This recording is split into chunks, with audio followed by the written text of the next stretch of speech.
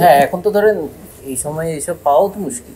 হ্যাঁ স্পেশালি যেভাবে তাদের বিদায়টা হয়, ডোনাল্ডের ওই যে পুনেতে যেদিন লাস্ট ম্যাচের আগে পুনেতে তিনি আসলেন না প্র্যাকটিসে, ওই ফোনে তার সঙ্গে আমার দীর্ঘক্ষণ কথা ইন্টারভিউ করলাম, তারপরে অফ দ্য রেকর্ডে প্রচুর তার কথা বোঝা যাচ্ছে যে বাংলাদেশকে তিনি ফিল করেন, তিনি থাকতেন কি না থাকতেন পরের কথা, বাংলাদেশকে তিনি ফিল করেন, ছেলেগুলোকে এই তাসকিনের কান্না বা দেশে ইবাদতের সঙ্গে তার কথা হচ্ছে, ইবাদতের যে হাহাকার, তো এই জিনিসগুলো তিনি ফিল করছেন। তো তাদেরকে আমরা রাখতেও পারি না, ভালোভাবে বিদায় দিতে পারি না, এই আর কি।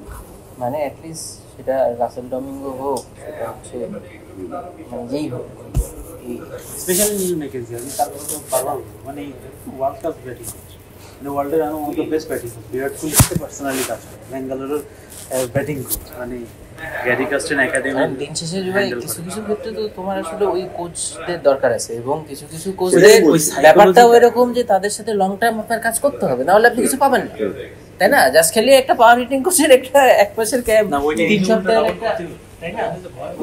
ওই যে নারভে যেটা বলছে যে এখন তাহলে কি মানে স্ট্রাইক বা সিঙ্গেল কোচ নিতে মানে ওইটা এনে রনিবে ভালো বলতে হবে। ওইটা আনার পরে বাংলাদেশে গত 2 বছর একমাত্র কনসিস্টেন্ট অ্যাক্রস ফরম্যাট ব্যাটার তার ফর্ম আছে। হ্যাঁ একদম, সেটা নাম না বললেও হবে যে ভাই